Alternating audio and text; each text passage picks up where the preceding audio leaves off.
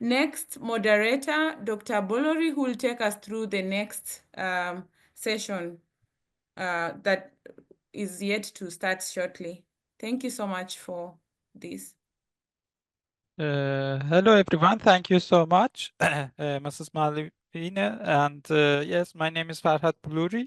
I don't know exactly I'm moderator or not, but yes, in the end of the session, I will do the summarize of the session. And also I'm directly going to present my presentation because I have file, and also I want to show the how to use it as a like a workshop. I want to use the tool of En-ROADS to showing how is it going. Firstly, I want to share my screen with you. For some minutes, just I will open my presentation file. I will go it very fast. After that, most of my time I have 20 minutes, but I will use 15 minutes of it to showing the tool because the tool is more important. I can share the PDF with managers and they can share it with you. So I am sharing my screen with you.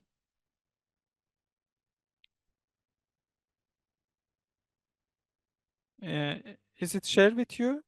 Can you see it? Yes, we can see it. Okay.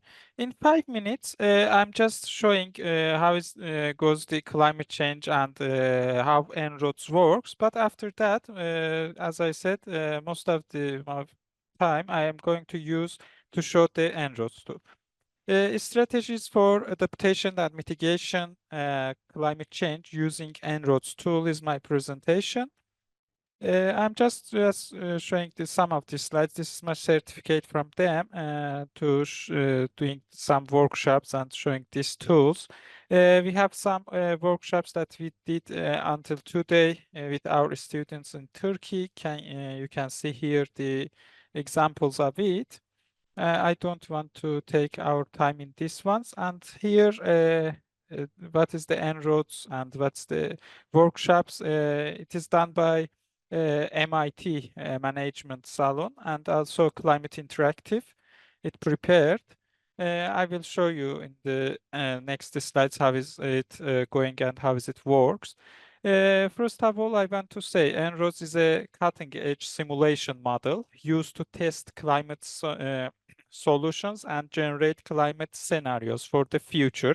As you see, it shows it and it models it until 2100. And also about the modeling, if you want to teach people a new way of thinking, don't bother trying to teach them. Instead, give them a tool, the use of which will lead to new ways of thinking. This is what a big, great modeler said. Also, you see the En-ROADS events are going well in all over the world and more than 145 countries. Briefly, we can see here, you know what is the climate change. It is directly related to the CO2 emissions.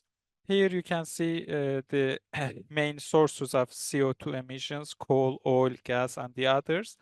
I will share these slides with the manager and they can share with you if you want. And this is a baseline scenario. If our world goes the way that it goes nowadays, in 2100, we have plus 3.3 degrees Celsius, but United Nations IPCC says no, this is not correct, and we must go to between 1.5 to 2 degrees Celsius because after that is dangerous for all of us. For example, what would happen if plus 3 degrees Celsius going, and we have the other ones. Here you have the examples if it goes like this. For example, this is Dubai today, and if it goes to plus 3 degrees Celsius, you see Dubai is like this, and the other fires and the other things. And about the scenarios of climate successes, now we will work with these tools in the website. I will show you. We have the caches and the other things to change and see how the policy is going work. And if it was like a workshop, we will discuss these ones, but today I just show you the tools. And what we did until now, we have in 2015, we have the Paris conference and Paris collaboration and the other things, but we must see how is it going in the next conferences. Some days ago, it finished in Baku, Azerbaijan, but we must see how is it going. Also, I want to show some slides, and after that I will go to our presentation and using the tool of the En-ROADS. Here you can see the training programs that we have before in the United States of America and the other places. And about the En-ROADS, I must say it is a system dynamics-based model. More than 14,000 formulas with your click changing and the modeling running for producing and producing for the future. And this is the base of the system dynamics. You have an inflow, you have an outflow, and you have a stock that your, for example, pollution or your CO2 in the atmosphere goes to that stock. And this is the base of this model. But as I said, it is not the same like this. And it is more than, it has more than 14,000 formulas behind it. And here you can see the structure of the energy-based En-ROADS of the CO2 emission and the others. And also we have multi-solving. I use this one because of today conference is about the health and nursing. And for example, you see here that the health benefits for outweigh the costs of meeting climate change goals, for example. And here you can see clean energy and health relating to other and how is it going with so many benefits. And also clean energy and jobs, how we can create it. But as I said, I want to go these ones. And also here we have some, if it goes to 1.5 degrees Celsius or +2 or +3 or +4, how is it going? And about the multi-solving, as I said, it is not to doing one side. It is because of we want to earn something in short term and also in the long term. For example, burn less coal. In the short term is improve health, and in the long term protect climate, because climate change or climate is a long-term period action. The weather is daily, but climate is for many, many years. Here is about some multi-solving. These tools now we are going to use in our modeling and website. I will show all of these tools in there. Also, we have a flower model. Food, jobs, resilience, energy, health, and connection. Framework of long-term whole system equality-based reflection. This is about the multi-solving, as I said, to doing something to have more than one benefit. Also about the health and climate case studies. For example, we have modeling multi-solving of at the interaction of the health and climate. You can use when you do something for health of the people, you can model it in the En-ROADS to see how is it affects. Now I will show in our tool. Or here we have a paper. It's named a climate action with developing 5 minutes walking inside and near public center software. It was a cell phone application, and we saw it in En-ROADS. How is it going to affect? You know, we think locally, but we act locally, but in the model, we model it globally, because this is a global based model, not a local or regional. And also here we have the other examples of that. Also about the climate resilience case studies, we have what they did and how in the model it can be shown. I'm going these slides, and also I just put them because of the health base of them. And also we have the green resilience and equitative actions for the transformation. Also we come to here what happened, for example, in the United States, and they modeled it in the En-ROADS. I will show you now in the models. And we have here other example, for example, in Jamaica. After the meeting, if you have these slides, you can see them more for more examples for yourself. But now I'm going to showing En-ROADS in 10 or more than 10 minutes to how to do this ones in the En-ROADS modeling. So if you come to the internet and in just Google, just write En-ROADS.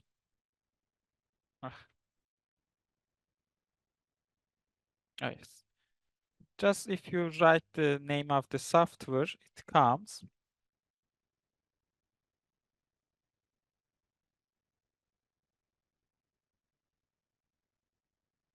I don't know. Yes. This one, the En-ROADS Climate Interactive. If you click on it, you go to their website. Yes, and if you here they have the ambassador names, they have so many tools, but if you click just to En-ROADS simulator,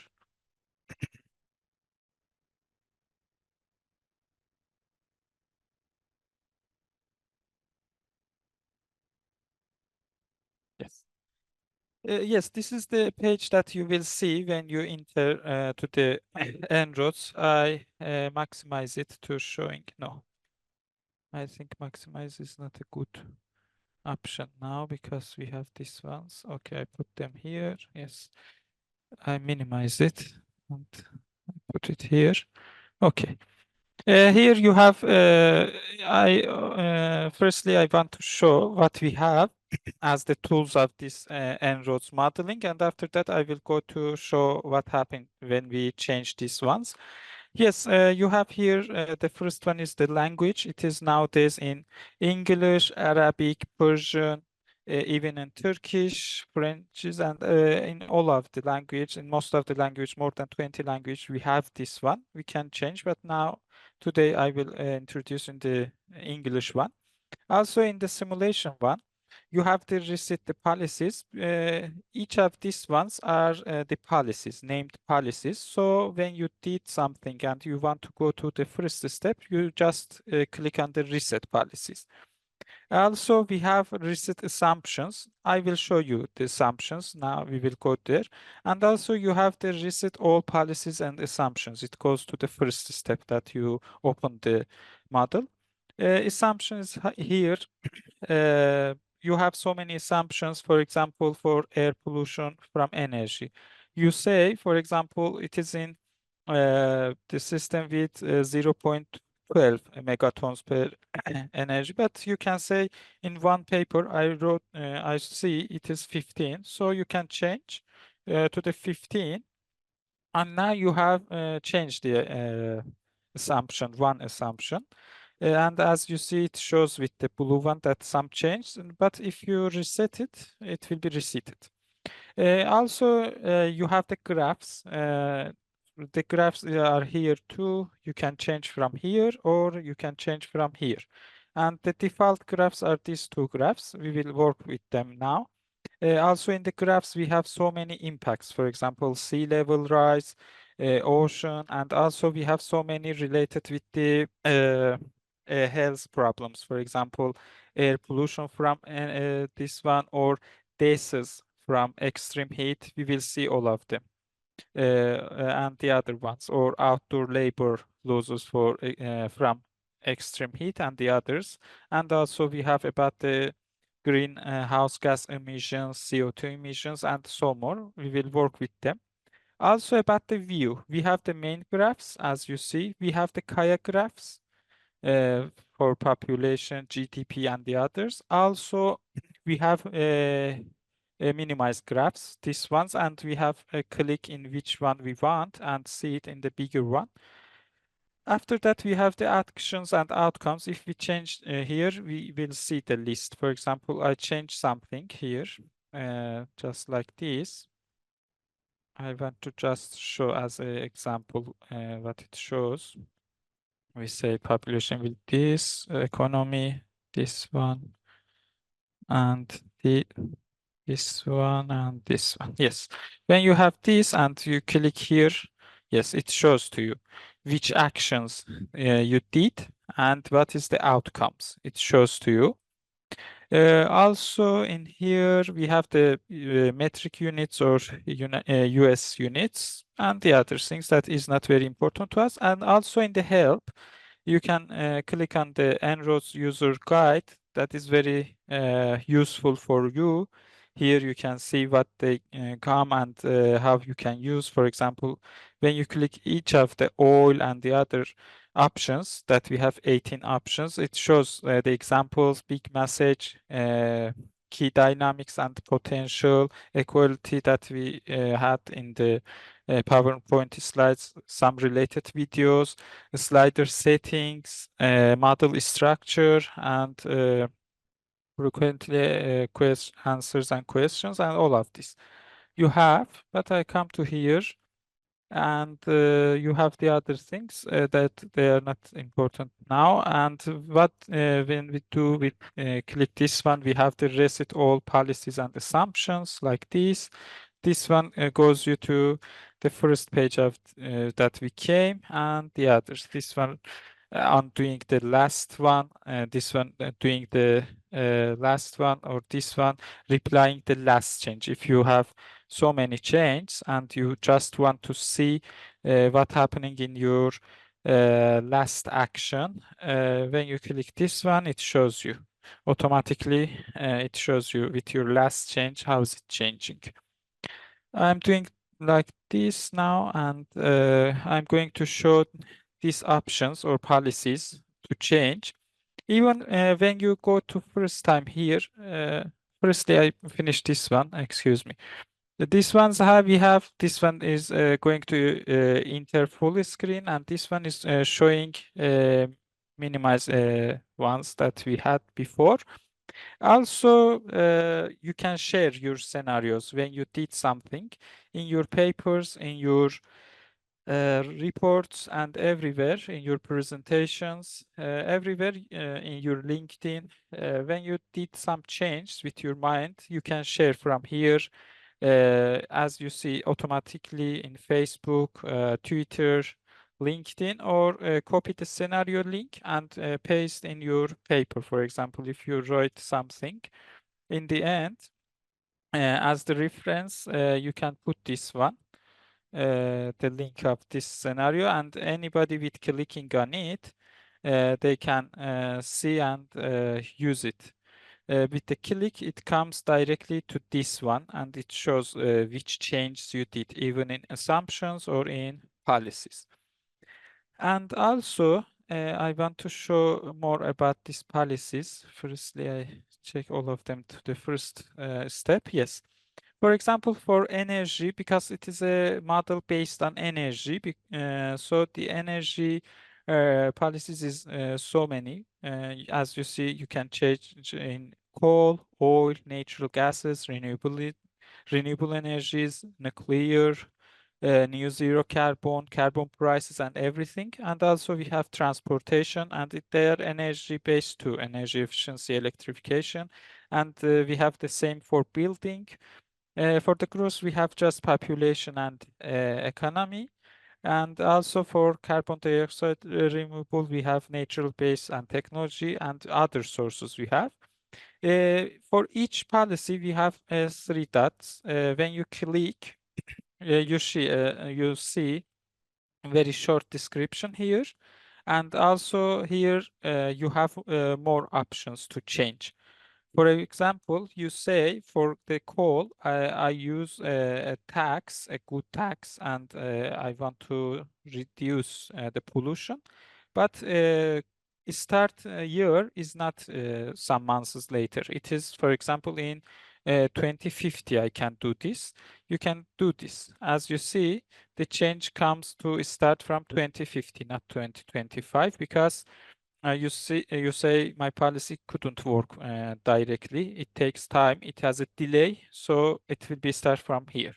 Or you say the stop here is not 2100. It is, for example, 2080. After that, I couldn't do that more. As you see, it cuts from 2008, 2080, and it goes to the normal way.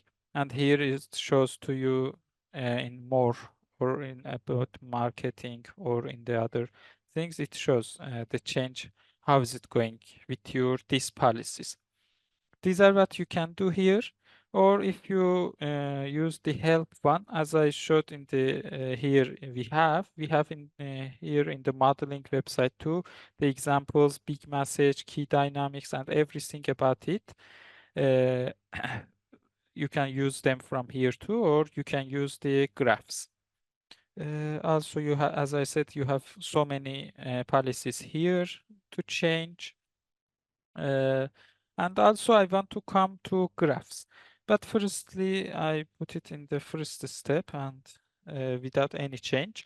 As I said, first time that you come to this website, you can use all of this with your mind. But after, if you want to use this one in your papers or reports, or presentations with some references, you must change these ones. For example, if I change now electrification in the building with 35%, I must take a reference in this paper or book or website or report of the United Nations. I read it goes to be 35%, so I used.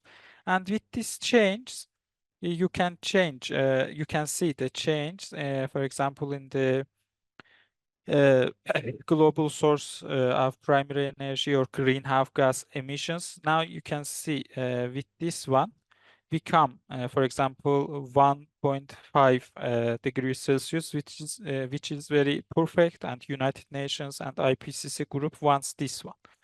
I have here, but I want to show some good issues to you.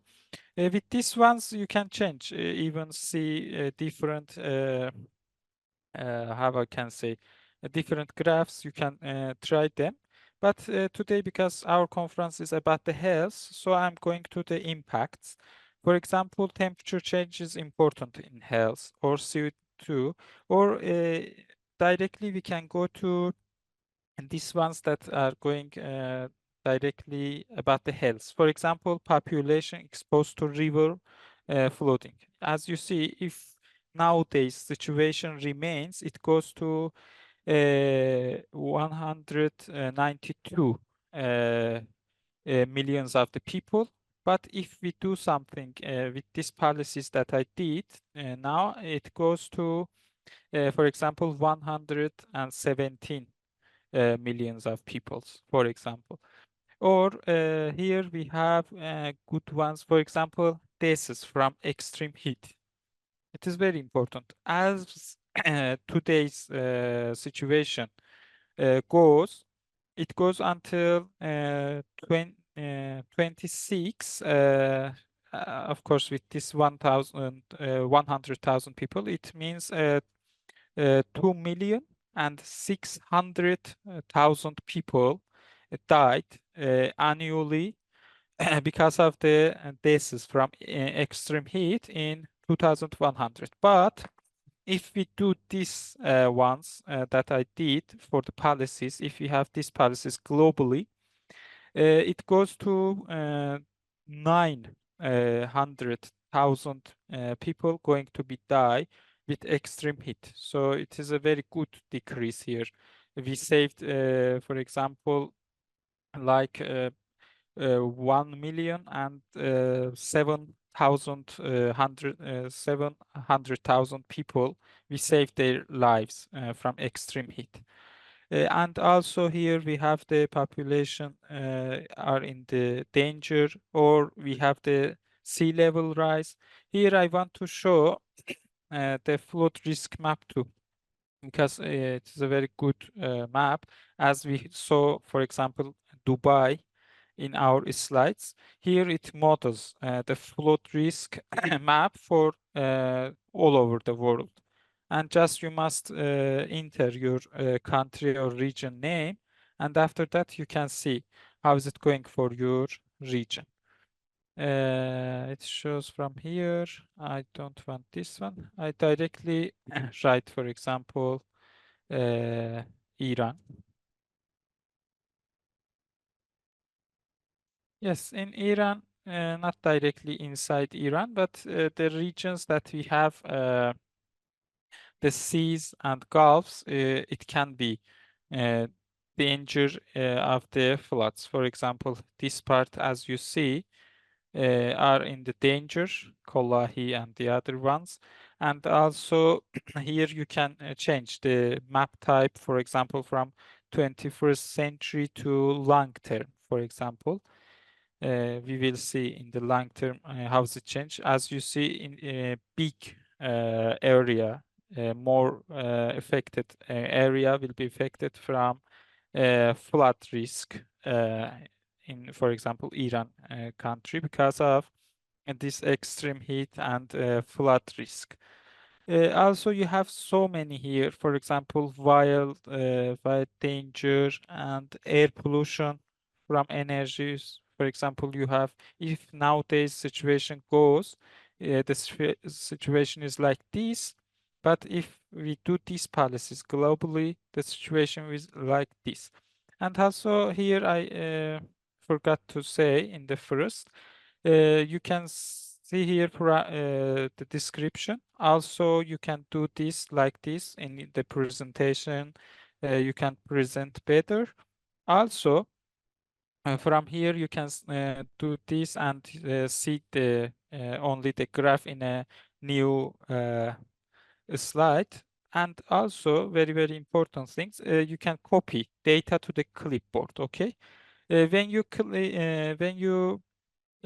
in the copy data to the clipboard and you come to your Excel file. If you paste it here, as you see, you have the data annually from now, from 2000 until 2100. And you can do here the graphs with them because you have here the data, as you see. And you have so many, you can do so many things with this data, and you can have your own graphs if you don't want to use these ones. But if you want, as I said, you can use these graphs to just, you need to take a screenshot and directly use it in your Word file for your report or in your PowerPoint file for your presentation and reports. Yes, you can do like this and paste in your report and use it. Yes, my time finished. I know so many times ago, around 6 minutes ago, I finished.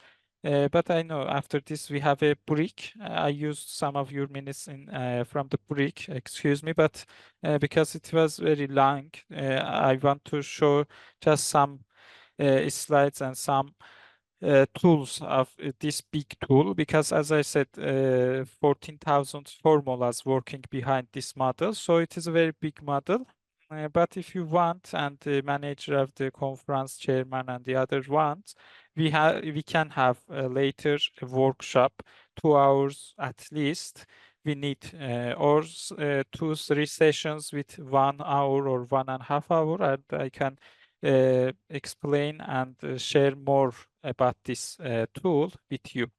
Thank you so much for your effort, for your participation.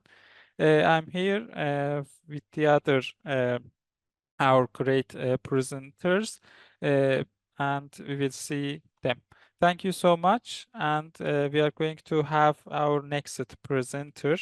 If I must invite, I must see the program, and I invite our next great speaker. So that's okay. We enjoyed your presentation. The 6 minutes you mentioned that was pretty fine. So thank you for your informative speech. What you mentioned about inroad was really captivating. It shows that every single affair or whatever we do has an effect on our planet, and it can be seriously used in policy making. This shouldn't be taken uh away. So, I would like to ask the audience if they have any questions, share with us in the chat box. Thank you.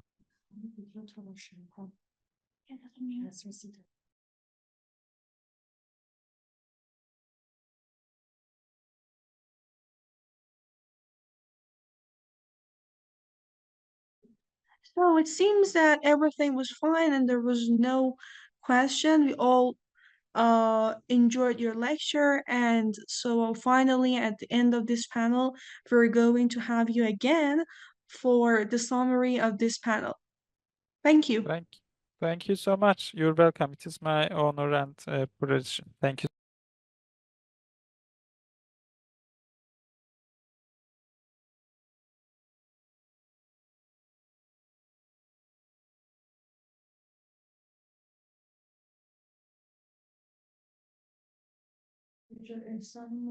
So I would like to invite Dr. Ehsan Modiri to join us and start his presentation.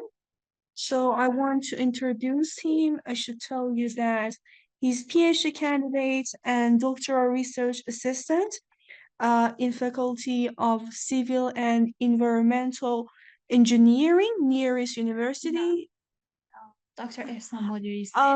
So that was the affiliation for Dr. Buluri. I'm so sorry. So I want to introduce Dr. Modiri. He's a scientist, Department of Computational Heater System, Helmholtz Center for Environmental Research, UFZ, Germany.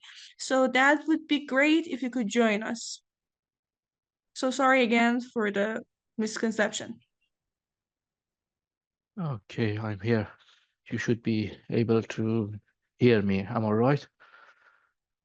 Yes, we can clearly have your voice. Okay, great.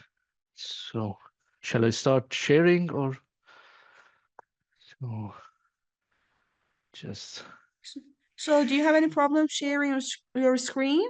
let me try. So I have some screens. First, I have to select which screen has to be the main one. This one is the one, and then full screen. I think now it has to be all right. Yes, it's okay, completely okay. So the floor Okay. is all yours. Thank you very much. Okay. First of all, I would like to thank you all to invite me to the International Conference of Planetary Health Education in Nursing and Midwifery. So I really appreciate, and I try to talk briefly entitled Toward Insights on Climate-Induced Disaster. And as you introduced me, so I'm Ehsan Modiri, and I'm working at Helmholtz Center for Environmental Research in Germany. So I would like to start my presentation with a question that how the changing climate is reshaping our health and our future. To just point it out, I would say extreme weather events have enhanced 5 times more since 1917 and affecting around 3.5 million population across the world. And over 90% of these disasters worldwide are now related to climate and weather. And it has a huge impact on the population who are really vulnerable.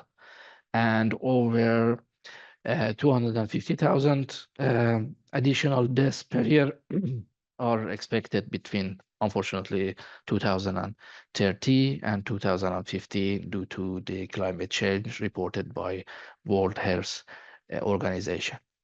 In the attached photo, I just captured and screenshot a YouTube video yesterday. It's the Valencia's flood in October 2024, just some months ago. And it's kind of surreal. You know, you can see a helicopter there and the bridge is collapsed, and the flood is extremely huge and it's costly.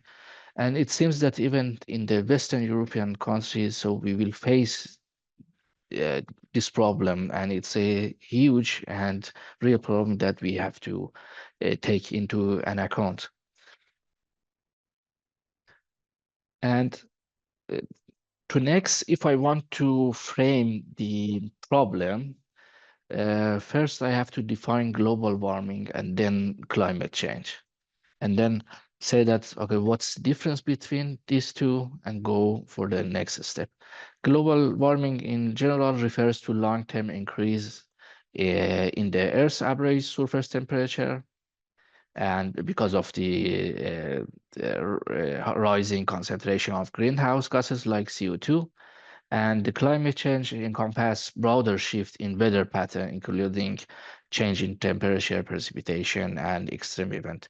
And it increased frequency of heat wave and unpredictable rainfall, hurricanes, and its consequence, shifting weather pattern that trigger floods, drought, and disease outbreak. As you see here in the left-hand side, so we have a global mean surface temperature, and since the late 19th century, Earth's global temperature have risen by about 1.2 degree of Celsius. It's huge. So it seems that we have to think about that more than the current situation.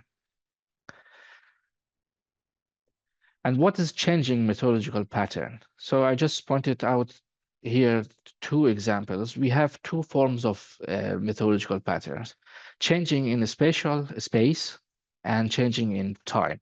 In the left-hand side, as you see here, so we have some regions in Eastern Europe that the extent of the rainfall in the middle decrease in Spain and Portugal, but in Norway and Scandinavian and Moscow, so we have more percentage of the extension of rainfall, and it's the same for soil moisture. So since past decades, the place that we recorded extreme event has been changed.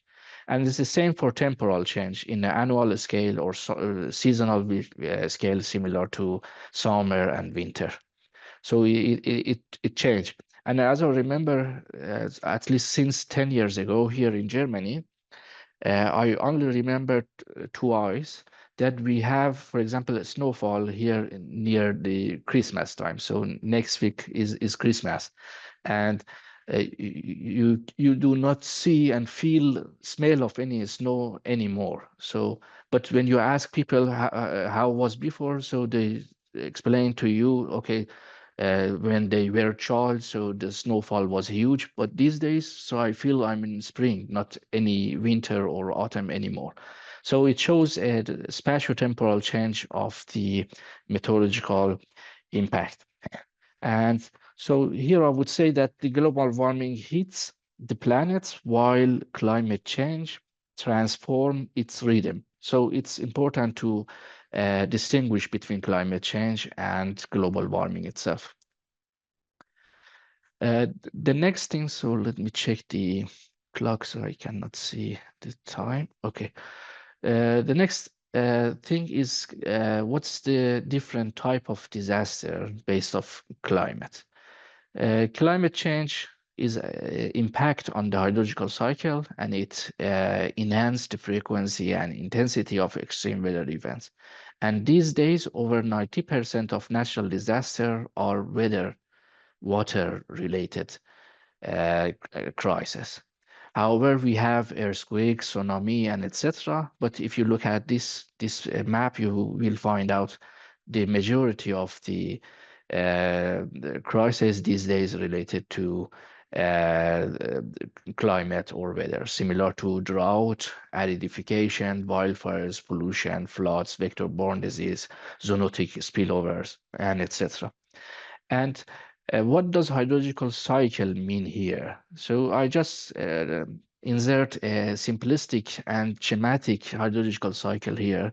Hydrological cycle means, so one day after the condensation, we will have a cloud on the sky, and then it goes somewhere and it have rainfall, also we call it precipitation, rainfall and snowfall in general, and then we have snow melt, infiltration, deep percolation, and then again it goes to ocean or river, and with evapotranspiration, it will come back to the air atmosphere. So it's the simplistic hydrological cycle. And you know, I'm a hydrologist. I'm not a nurse or ecologist or something like that. But these days, the world works in a really multidisciplinary approach And now I have this opportunity to talk with you in this conference, because these days even hydrology is directly related to the health issues. So how does a hydrological model work? Here at UFSET, we have our model, we call it MHM, it's the mesoscale hydrological model. And if you assume a human body, that it has a really small component called cell, so we can have similar cell or cube for in the geoscience community as well. So if you grid the Earth's layer or surface or go to some depth layer, so you can easily divide the Earth to a cube and have many different parameters similar to precipitation, rainfall, evapotranspiration, infiltration, field capacity, runoff, ground floor, and this sort of thing. And a hydrological model simulate and model all the materials that we have in different spatial and temporal resolution, and then model it to have finally a map like this. It means that's okay. We have a simulation, we have a model that we understand how does a hydrological or meteorological variable works in a space and in time. So as an example, it's a volumetric soil moisture map, average over 2 meter soil depths in the whole Europe. So, and it seems that, okay, where we have high amount of soil moisture and we have low amount of soil moisture as an example, as an output of a hydrological model. So at the same time, we can investigate on past, current, and future of these hydrometeorological variable. So it's the art of having hydrological model and then connected to the health issues. One of the climate-induced disaster that I pointed out is drought. And in totally, it means that a prolonged period of abnormally, usually based off low rainfall and shortage for drinking and agriculture and ecosystem. And it's usually impacted by global warming and changing weather pattern. And what would be the health impact? It's the food insecurity that it can bring, and crop failure, enhancing agricultural irrigation, and then water scarcity, which it leads to waterborne disease, and then mental health strain with the stress and anxiety. And here in Germany, so we have German drought monitoring. So, I remember 10 years ago when my colleague started to establish this drought monitoring, everyone started to laugh at him. And they said that, okay, here we are in Germany. What does drought mean? And this day, it's the first rank of disaster in Germany, you know, especially last year. So that was really, the whole map was in the red line. And then we have a huge discussion among different research institutes, government, and etc. What would be the solution? So because of these changing patterns, so it's impossible to have different form of climate-related crisis all around the world. The next one is acidification that we encounter in Iran as well. So I captured 2 photos from the dried up river of Zayanderud in Isfahan that I think the majority of participants are familiar with this thing. And then in the end, in the lower panel, I added a dust storm in Ahvaz, which is completely normal these days in summer, unfortunately, in the almost all the Middle East countries. And acidification is the long-term process of land becoming increasingly dry and to transit into arid or semi-arid states. And unlike drought, it's a bit different from drought. It's a permanent and progressive. And unfortunately, it shows mismanagement. If we do this acidification similar to Aral Lake or Urmia Lake, so it shows that, okay, we do a mismanagement. And it has an impact on water scarcity, livelihood losses, and dust-related illness that we encounter, especially in the northern part of African continent, Saudi Arabia, Iraq, Sudan, and Iran as well, and some diseases like asthma. these days. Wildfire is the next one, which is the uncontrolled fire that burn vegetation, land, and forests, and it is sometimes because of the high temperature and strong winds. And climate change enhance the frequency and intensity, and of course, duration of wildfires. Here I capture another photo from the Australia's black summer in 2019 and 2020. It was huge effect. Even in the European continent, they started to establish some project to help Australia to control this sort of wildfires. And it's the lower panel, it's a wildfire in Zagros forest that unfortunately these days the duration and intensity goes higher and higher. And same as the previous disaster, so this particular particles and smokes contribute to asthma, bronchitis, and some cardiovascular issues. And it brought mental health effects and displacement as well, and injury. The next one is pollution. Again, I inserted two photos. The upper one is related to the air quality in South Africa, and the lower one is Tehran, unfortunately, again, in Iran. So that we face and saw this overview many times, maybe every day, who want to live in Tehran. And it's usually because of the human activity and industrialization and transportation and, of course, agriculture. And the greenhouse emission can enhance this pollution. And it has a huge impact on air pollution and water pollution, and then, of course, for the soil degradation, that it contaminates soil for the food safety.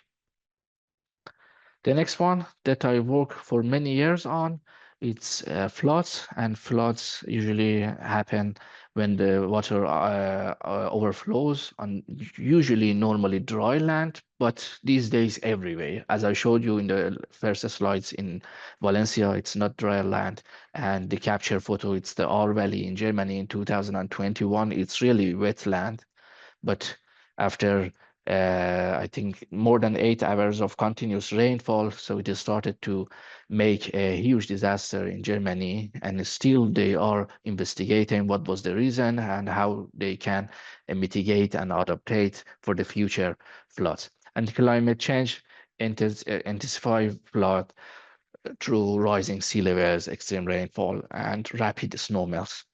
But usually these days in European, we have extreme rainfall events for the long period of time. And it bring waterborne disease and misplacement and displacement, injuries, and then mental health, similar to different form of stress and trauma.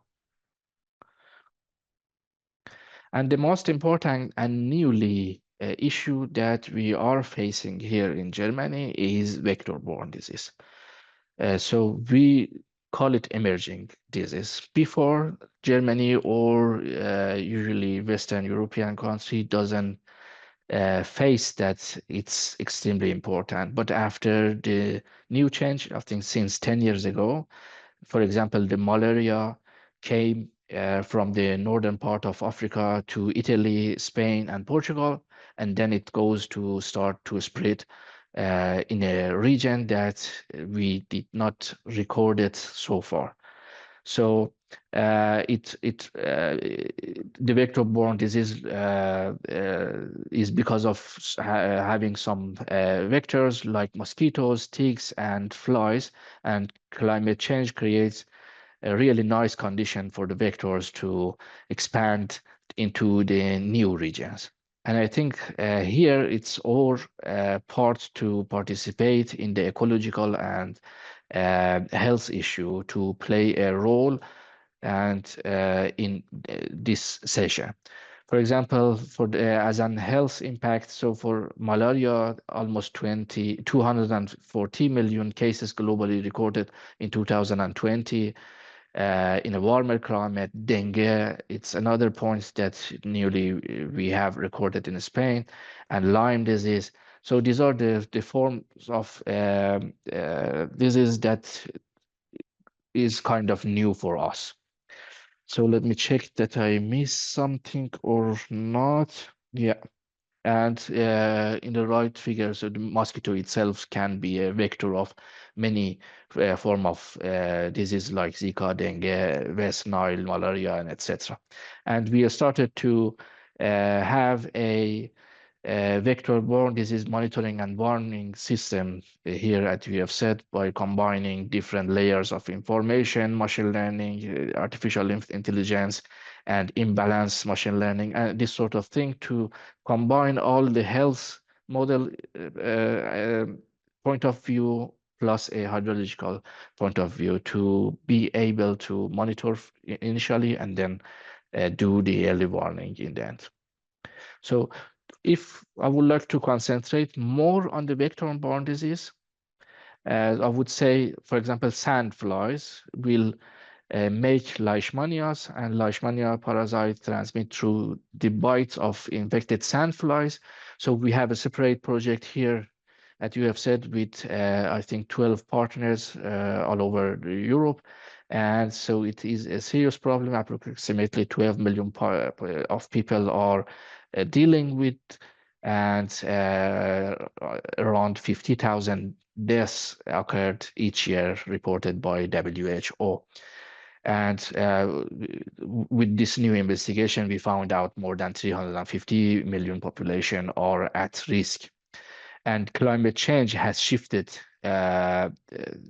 this form of disease into, for example, here and particularly in the Mediterranean region and Europa. And in the Central Europe, we recorded some local cases of leishmania. And as you highly know, it's a disease common between human and animal. And so we are in a loop, and unfortunately, there isn't any vaccine so far. And then the solution is to establish a newly developed early warning system to combine machine learning and sandflies issues, ecological aspect, and many other things to find out how does the distribution of these flies work and how can be warn people all around the continent. Okay, so to explore the solution, so I would say that we have 3 points. The first one is the role of planetary health education. So it's, as I already pointed out, it's an interdisciplinary approach to understand the interconnection between human, health, ecosystem, and planet. And as I said, so even these days, so we have in the Planet for Health project that I'm currently involved, we have 17 partners from different field of study. So I'm the one who works in hydrology, another one works in computer science, another one is in ecology. When we sit together in a meeting, so time to times we do not understand anything from each other because we are totally separated and distinguished from different point of view. But it's the art of a lead or manager to understand different point of view and then combine all together, because it's the only solution that we can find out a stable solution and sustainability through a pathway. Otherwise, if you want to only look at the problem in one direction, it's impossible to solve really the solution. And why is it essential? It's because of these days because of the climate health nexus, and we have to prepare ourselves, and because of the impact of climate change, heat waves, vector-borne disease, and flood insecurity. And we need to have leadership, so educations, nurses, midwives, we need to educate them in a way to understand different point of view, and we need to have a global preparedness to ensure that the health system are resilient and it's not the same as previous. So the focus area here is first awareness, which is related to education. The second one is mitigation, so by promoting healthcare practices. And the last one is adaptation to enhance preparedness and response capacity. And what is mitigation and adaptation? So if I briefly explain these terms, mitigation is actions to reduce or prevent greenhouse gas emissions. And so it focuses on addressing the root causes of climate change. And as you see here, the mitigation goes to prevent worse impact.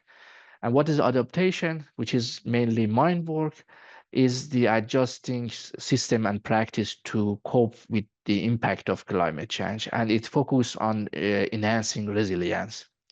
So adaptation goes to protect community, and we have to have these two all together. For example, in the adaptation parts that we have emergency management, early warning system, flood protection, wildfire resilience, and we have something common in between as a public engagement, water conservation, local food, and a smart growth, and the mitigation that you already heard from the last presentation. So if I wanted to explain a success story here in Europe, so I just added another logo here with the name of Climus, which is related to a project that we have for the Leishmania and sandflies. So I randomly plot an area. It's the Iberian Peninsula. It means the combination of Portugal and Spain. So what are we doing these days is we need to have a hydrometeorological variable to understand the climate situation of different area. So in the left-hand side, it's a precipitation. I just randomly plot something, and it's the potential evapotranspiration, which is related to the temperature and elevation. And then it's a daily temperature, it's the daily maximum temperature, it's a daily minimum temperature, which is different from different part of the this case study. And they play a significant role for sandflies because sandflies needs to have a source of humidity and soil moisture somewhere. So we are gonna simulate soil moisture all around this Iberian Peninsula to find out what is the potential or where is the potential source of egging sandflies all over the Spain and Portugal.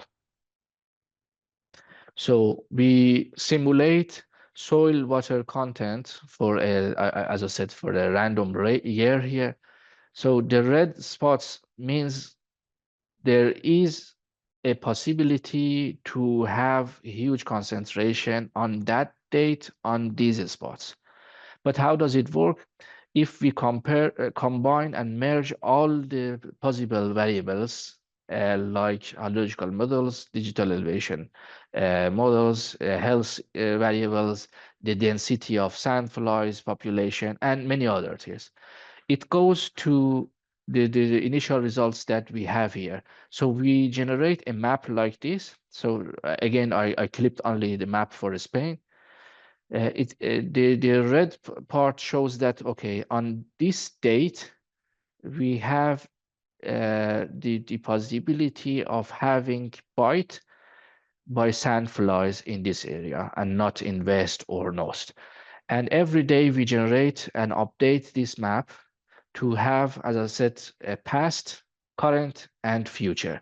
And so the monitoring system is right now currently established, and so we call it monitoring. And then the early warning system needs to have the climate projection for the next week or some weeks later, maybe months and year. And then we are able to say that, okay, which area we expect to face, for in this case, sandflies, and highly likely leishmania. Okay, the last solution is to answer this question: what can we do together? As I said, it's a multidisciplinary global health action. So it's the first thing first that we have to take into account. It's not only health or nursing or midwifery or any other ecological issue. It's the combination of different disciplines.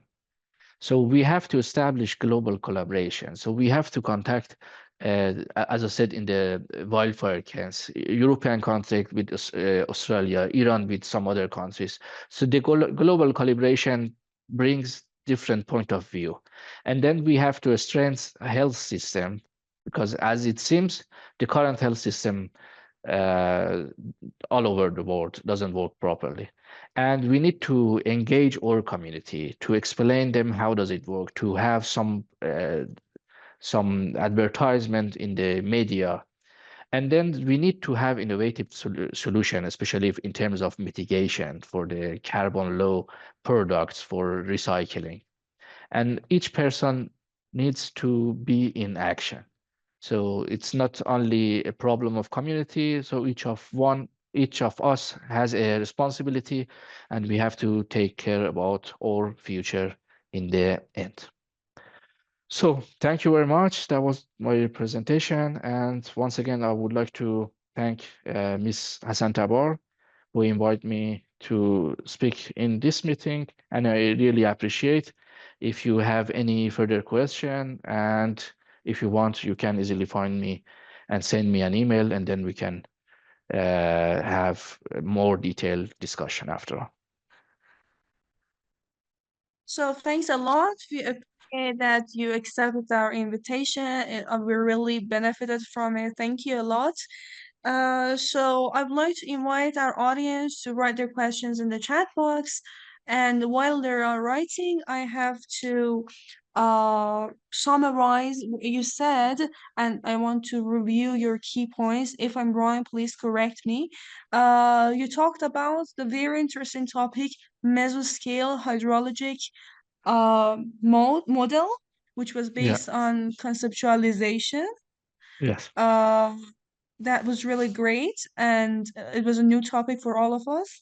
Then Yeah. you talked about the changes of climate and how they can cause diseases such as vector-borne diseases and so on.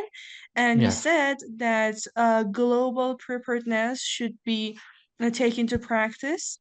Sure. I liked two concepts that you talked about, mitigation and adaptation, and there was an overlap between them that was Yes. community engagement.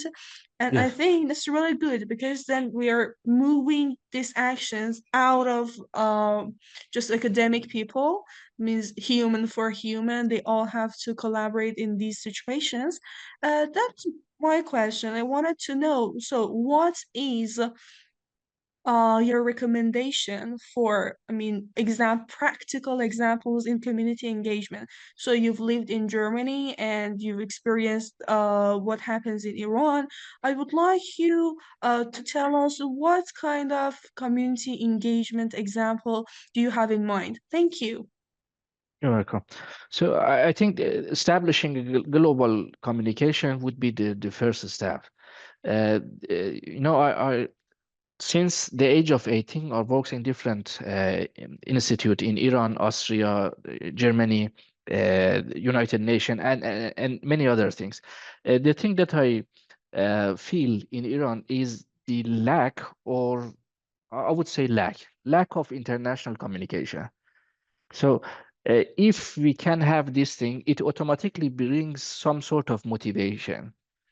Especially in our country, we will have some sort of financial limitation, but so we have many sorts of resources all around the world that will allow us to have financial resources and establish a communication.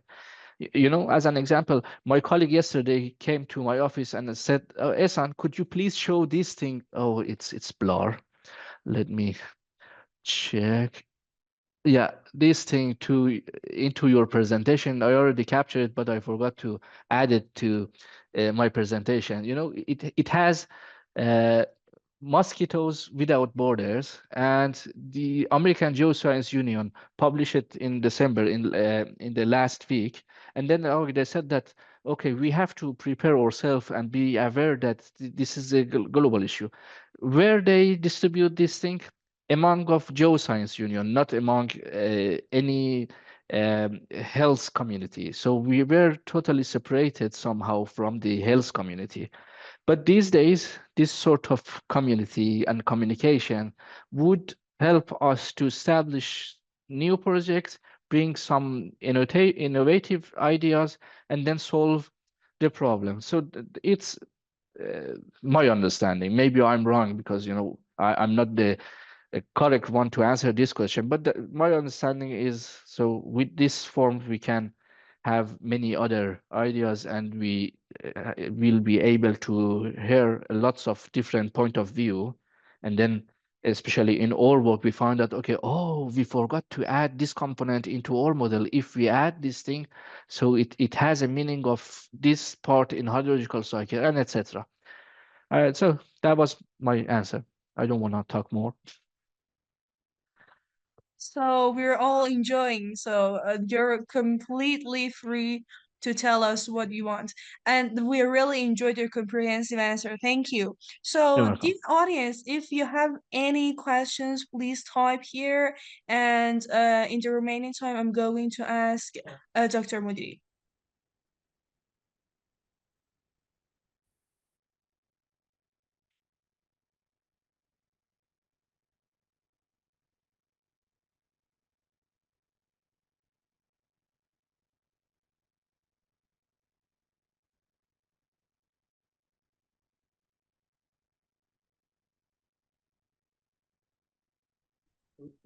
So, thanks a lot again for You're your welcome. comprehensive lecture. We really enjoyed that. So, if there were any questions, we will be back to you if you're available. And if not, so unfortunately, Yeah. we're going to miss that.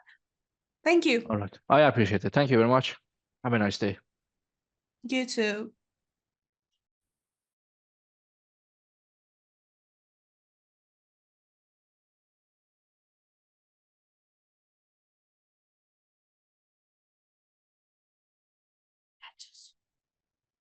So, our next presenter is going to be Miss Caroline Mutuni, project coordinator and researcher, Aga Khan University, Chancellor in Kenya.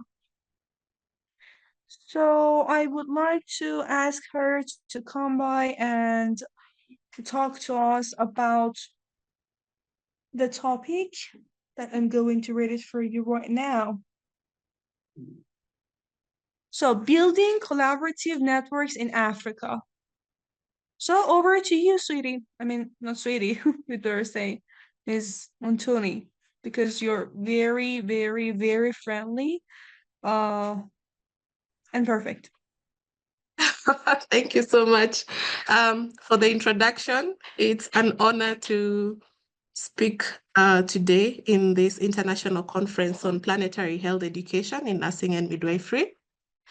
So many thanks for bringing me on board. And our conversation is ushered in well by Dr. Mudiri, who spoke about the need for multidisciplinarity and building global collaborations. And I'm going to speak about how we are doing that in Africa and trying to engage more stakeholders to take on a more collaborative approach in especially climate change and health work. So I'm going to begin by just giving a brief overview of Africa and some of the challenges that we are facing. And scientists are predicting that, you know, there's a warming trend in Africa that is happening at a slightly faster rate than the global average. And this is leading to more frequent extreme weather events, and we're experiencing more droughts, we're experiencing more flooding and more severe heat waves. And in 2024, we've seen a lot of headlines that are devastating in terms of the extreme weather events. And for example, in East Africa, mid this year, we experienced devastating floods that affected a lot of people. In South Africa, the better part of the year, there were severe droughts that affected so many. Sorry? Dear Caroline, you do not have your picture. I think your camera is off. I'm really Yes, so, sorry for interrupting you, but I did not switch that on purpose because then I might experience some challenges with the internet. Can you see me? Yes, we have your picture. Thanks a lot, my dear friend. And can you hear me well? Can I switch on my camera after my presentation to just avoid having issues with internet? To have you, if it is okay for you, we wanted to have your picture while you're presenting. That's Okay, perfect. Thank you. I'm sorry again for interrupting you. okay, no problem. But in case I become slow or you're not able to see me or I freeze, please let me know. Please interrupt me and let me Yes, know. of course. And Okay, covering you, you're free to turn off your camera. okay, and then I'll switch it on for any questions. That's fine. Thank you. Sure, perfect. Okay, perfect. As I was saying, Africa, for the better part of the year, we've just been having a lot of devastating updates on extreme weather events, and how, again, in West Africa, they experienced extreme heat waves. And even as we speak, the southeastern part of Africa is being impacted by a severe cyclone where thousands of people are feared dead. And basically, what we are saying is that we need urgent interventions that are going to help us easily adapt to some of these climate change impacts. And the unfortunate part is that Africa rarely or is one of the least contributors to greenhouse gases that are attributed to climate change. But we are disproportionately affected. We're the ones who are feeling some of these impacts the most. So one of the things that we are saying is that we need, especially the global community, to help us, especially financially, so that we can develop some of the solutions that we need to effectively adapt to climate change. And so with that in mind, before we started the project that we worked on climate change and health, we spoke to some stakeholders in sub-Saharan Africa to just understand what were some of the challenges or what were some of the barriers they were facing as they tried to do climate change and health work. And one of the challenges that they spoke about was people working in silos. We don't have that multidisciplinarity, or we don't have collaborations and coordination among the stakeholders, and people are working by themselves. There was also a challenge in securing climate financing for health adaptation in Africa. And what we found here is that health is neglected across all climate funding streams. And for example, it wasn't up until last year when the Green Climate Fund funded the very first health project, which shows that health has been segregated for quite a while. And even the available funds were being channeled to mitigation most of the time rather than adaptation. And there was limited knowledge on how to access the available funding, amongst other things related to climate financing. And of course, we also found that there's very little health policy development that integrates both health and climate change. For example, we have very few countries that have developed their health national adaptation plans, about only 5% of the African countries. And there were also very limited opportunities for scientists to connect with policymakers to just make sure that the policy that is being developed is evidence-based. And there was also inadequate research and data on climate change and health. And there was also weak knowledge management, and this was mostly attributed to the silos. There wasn't an easy flow of knowledge and information on climate change and health or planetary health among the stakeholders who are interested or those who are working within the field. And so with that in mind, the resources that we had and the people that we had, we tried to think about what the solution that we could put in place to try and address these challenges that I spoke about. And so a group of 6 organizations that was working, we were working jointly on a project called NBEL. We decided to create a regional coordination mechanism called CHANCE. And so CHANCE is the Climate and Health Africa Network for Collaboration and Engagement, or I'm just going to call it CHANCE moving forward. And here we wanted to bring key stakeholders working within the climate change and health nexus in Africa to try and address some of these challenges that I've raised. And members of these organizations are the ones that are pictured here in this very nice picture. And we are the people now who form the network's steering committee, and we run it day to day and make decisions about what is going to happen. And so now moving forward, I'm going to speak about the Chance Network. But you might ask, why choose to create a network to try and maybe resolve some of the issues that I raised? And in the past, networks have been shown to be very instrumental in helping to address public health issues, resulting in communities of practice. And so creating communities of practice has helped in shared learning, it has helped in resource exchange, it has helped in increased community capacity, amongst other advantages. Networks have also been used to find solutions to public health problems. And again, public health problems often require a multidisciplinary approach. And for climate change, we thought that this would also be a good approach to try and address some of the challenges. And of course, we need to learn from each other. We need to identify existing opportunities from each other, and we need to also collaborate to help us advance climate change and health in Africa. And I always say that we have better chances of success if we work together rather than working alone. So with that justification, we created the Chance Network. It was formed with a vision to alleviate the burden of climate change on health and health systems in Africa. And we wanted to provide an enabling environment to engage a diversity of stakeholders to address climate and health priorities in Africa. And our main aim, or the driving force, was to just advance networking, research, learning, policy, and financing for climate change and health in Africa. And these are our main objectives. As you can see there, to enhance the tracking and synergies for climate change and health in Africa, to facilitate knowledge exchange, learning, and cooperation, to facilitate research collaboration and support, to support and inform evidence-based policy development, and to facilitate technical support for access to climate financing and climate and health research and related activities. And so basically, we just wanted to make sure that we create a platform where people could network, people could have exchange of knowledge, where a place where people could learn, where people could collaborate and conduct research, and also help us in advancing policy within the continent. And so an overview of where we are currently, we have about 300 members from across the continent who have registered to become members, mostly from East and South Africa. We're still trying to expand to West Africa. We also have some members who are interested in African climate change and health work, but are from outside Africa. And these members have diverse health and climate interests, including we have researchers, we have people in policy development, we have people in climate financing, we have civil society. And so it's a very diverse group of people we have within this network who come from a very wide range of organizations within the continent.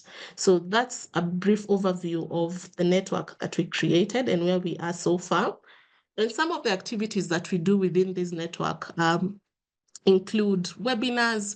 We try to do webinars to make sure that we do knowledge exchange. We have workshops, we have conferences that we do every year. We have trainings and also online resources. We try to keep our resources accessible to everyone who has an interest. And our focus areas are as shown there, mainly air pollution, infectious diseases, heat stress, health system strengthening, and we of course focus on extreme weather events. So far, what have we done since the network was formed in 2021? So to achieve our objectives, we do bi-monthly webinars. So every 2 months, we invite our members to share their work on climate change and health. We find this to be a very easy, low-cost way of sharing knowledge, oftenly, to just make sure our members are engaged, they're constantly learning, and the members who want to disseminate information also have a platform where they can disseminate that information. As you know, it may not be sustainable to just pay for flights every 2 months for people to meet. And so having it online has helped us and has also kept us in line with just ensuring that the network is sustainable.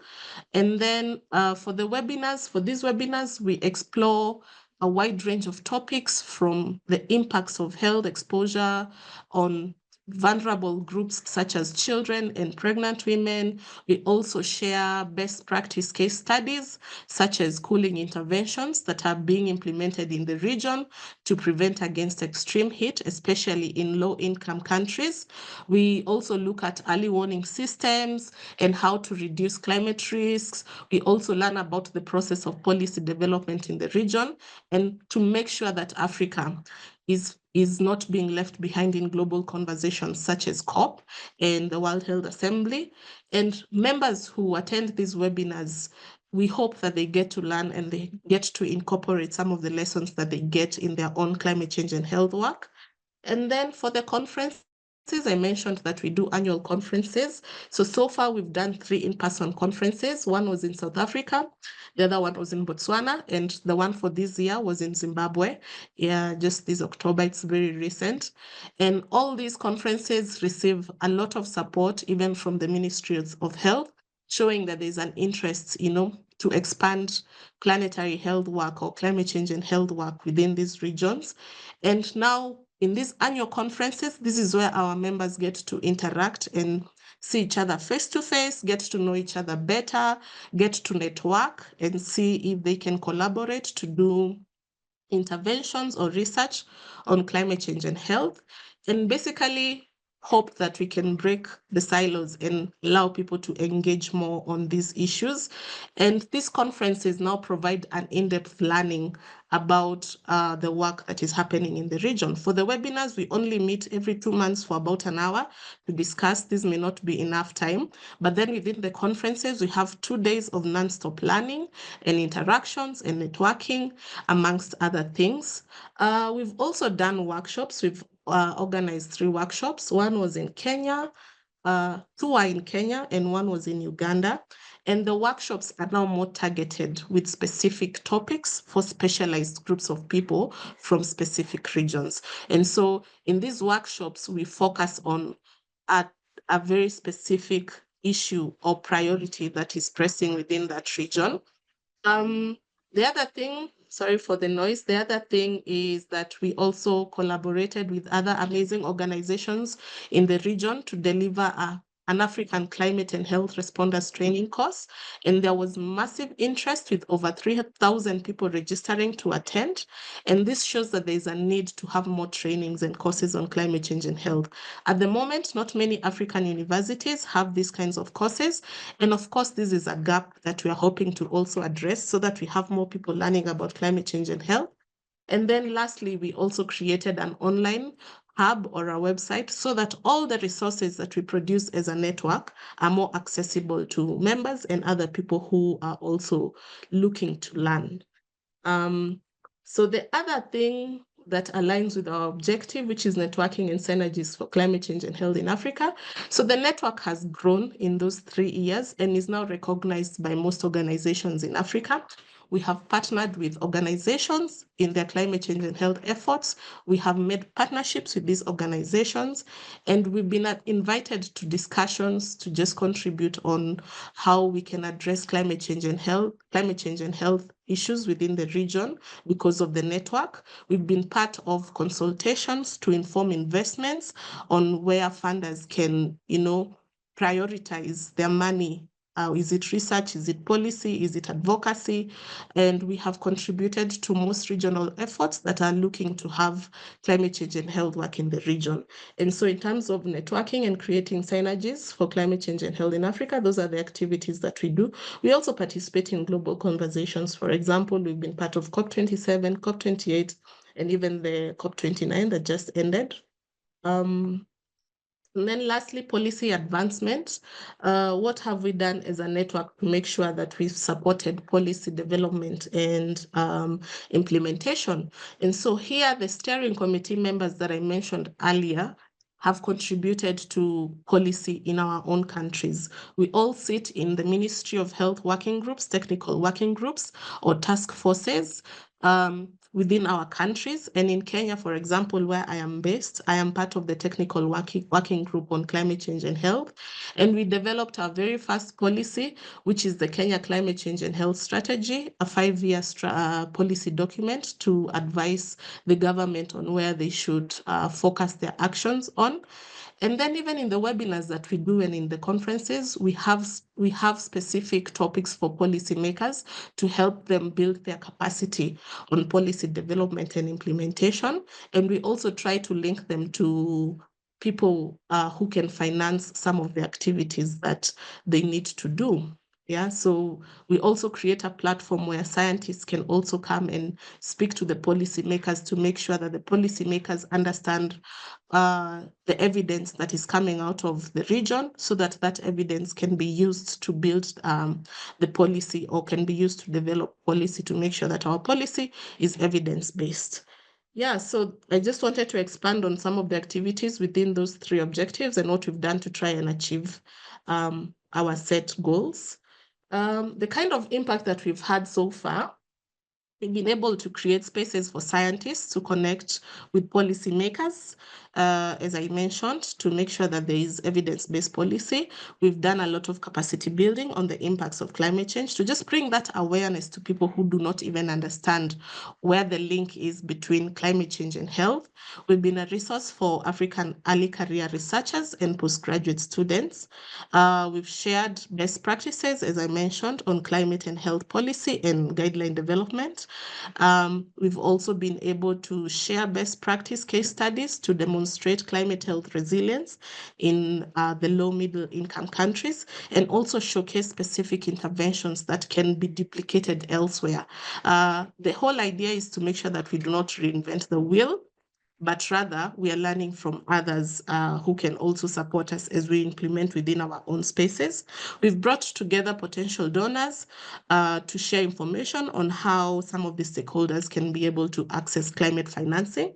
And what I have here on the side is just, I just took a bit of information from a report that was recently published about existing interventions in Africa. And as you can see, chance did come up a couple of times together with other interventions within the region, which goes to show that, you know, we've built ourselves to a place where we are recognized in the region as a network that is impactful. What other opportunities can we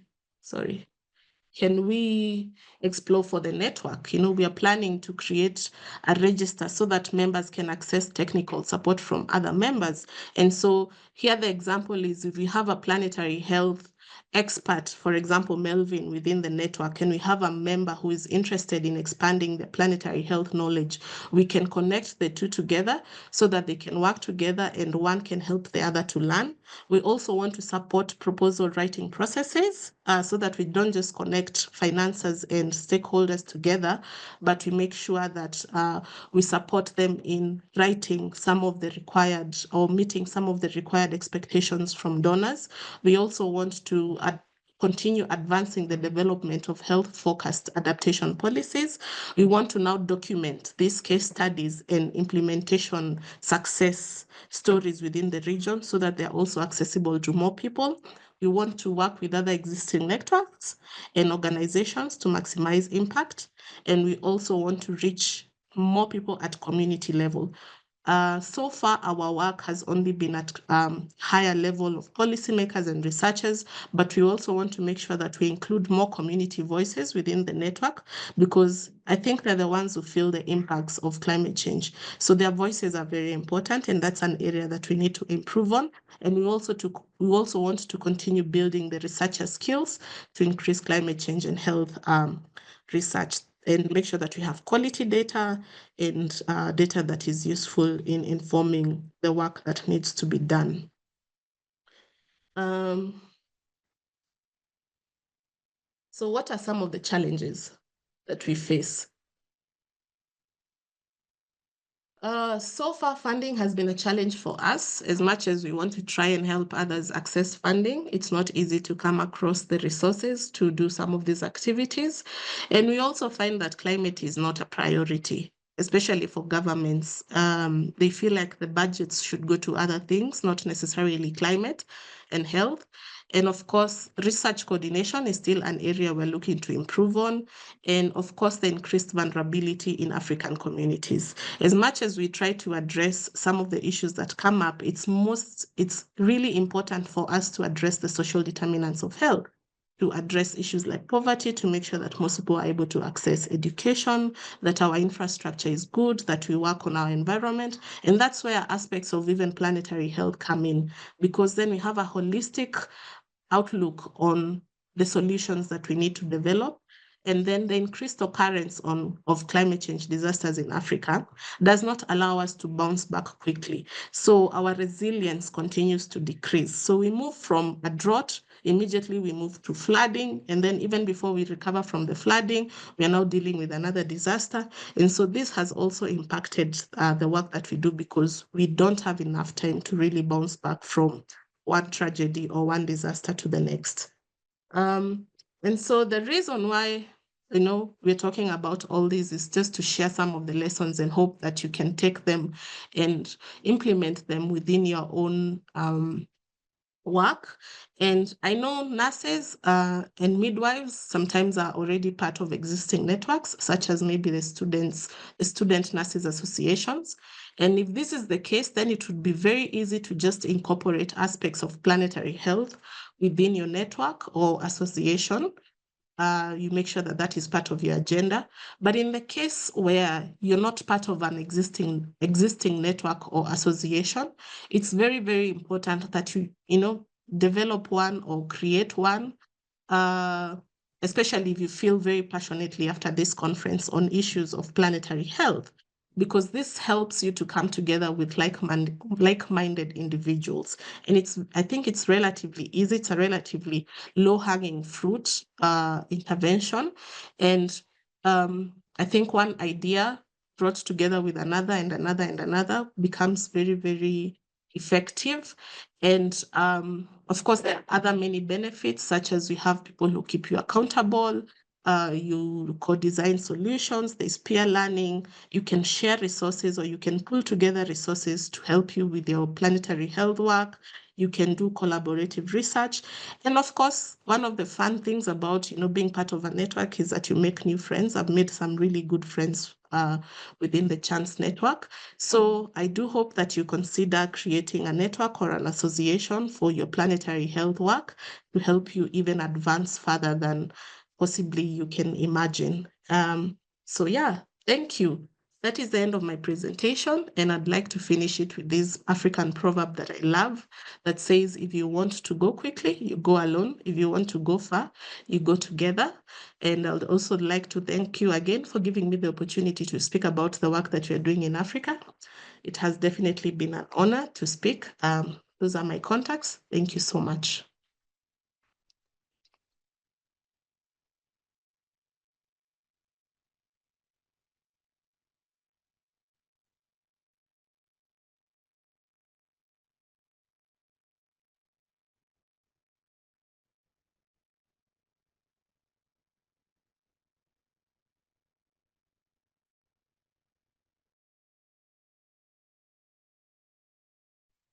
Thank you very much, Dr. Mutuni. Sorry for the delay. I was in the process of getting the cause for the program. So that was a very, very fruitful speech from you, and I learned a lot from it. I had some questions from you that just crossed my mind when you were talking about the policy making, and you were talking about the pollution and also health complications of air pollution, especially climate change in your country and in your what comes to my mind when you're talking about this stuff is what organizations are in your mind when you say that organizations support you or can help you funding these kind of programs? Because as you know, the organizers and the policymakers in every country are the most important part of these kind of programs. And they have a crucial role. They can be game changers in these kind of programs. And also what comes to my mind is that when you're talking about things that are healthy and doing them, this can actually affect the quality of life in a lot of undereducated people. As I'm talking with you from Tehran, which is the most polluted city in the world right now, and we are suffering from power cutters right now, as you know, I'm thinking that if in our country we had something that we call it mazut burning in our powerhouses.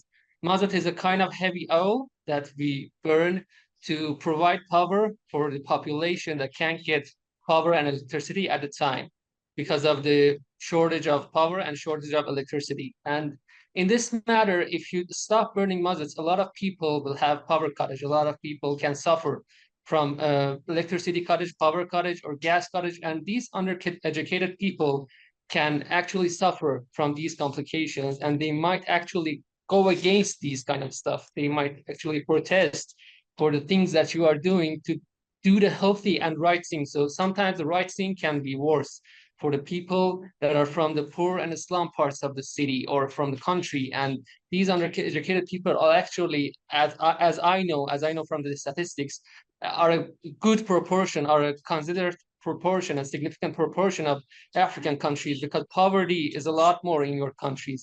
So how would you treat these people, and how would you actually talk and try to convince organizations to support and fund your programs in this? Thank you very much. I'll be very happy to hear the answers from you.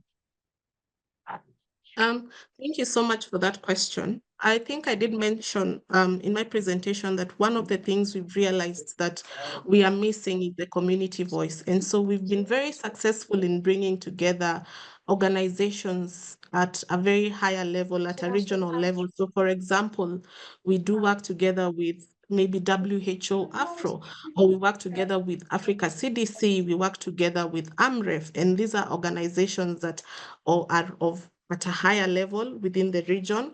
And we've realized that we are missing, for example, civil societies that work directly with communities. And that's one of the areas that we want to address in this coming year as part of our strategic plan, to just make sure that the community voice is also amplified, not just the voices of people at a regional level or at a national level, because we also work with policymakers at national level. However, we realize that these people may be existing in their own bubble, per se, and we do not really get to picture or see how some of the communities that you've mentioned are being impacted by these issues that we are discussing here today. And so the network is now working towards bringing on board more civil society organizations, more community voices, so that they can even help in speaking, because we already have the bigger organizations within the network. We can be that bridge between the community voices and these organizations, so that they can also address or tell them what are some of the pressing issues and how to address these issues. Having done research within communities, I've come to realize that even the impacted communities tend to have solutions to some of these problems. We think that we can go to them and tell them, this is what you need to do. Sometimes they have the solutions, and what they're looking for are resources to help them implement those solutions. And so for us, that's a big gap. I do admit that we've left out community and civil societies, and we are hoping that as a network, we can now bring them on board, and they can also shape the voices of research, the voices of policy, and the voices of implementation within the network. And so we do hope to really improve that. And very many thanks for your comments. Thank you very much, Dr. Matuni. I use a lot of this information, and I'll have always in mind as an insight for my future research and my future work in nursing field and all the healthcare fields that are working on climate change. Now I will ask Dr. Balouri to please summarize the things that we heard from you and give us some keynotes about your speech. Thank you. Thank you. Thank you so much, and thank you so much for giving this opportunity to me. And in our session, we had three presentations. Firstly, I started that, and I talked about the climate change mitigation, adaptation, and how we can model it with En-ROADS and predict it for the future. And after me, Dr. Ehsan Modiri was talking about how the climate change is reshaping our health and our future.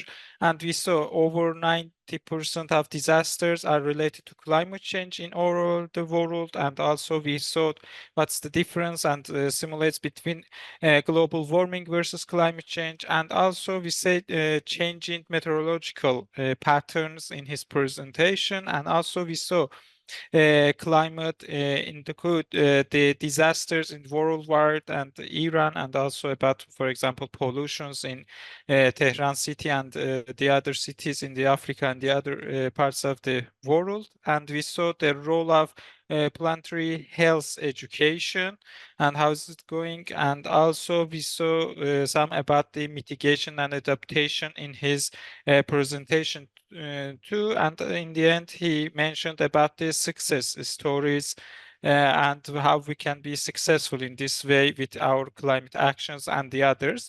And also we come to Mrs.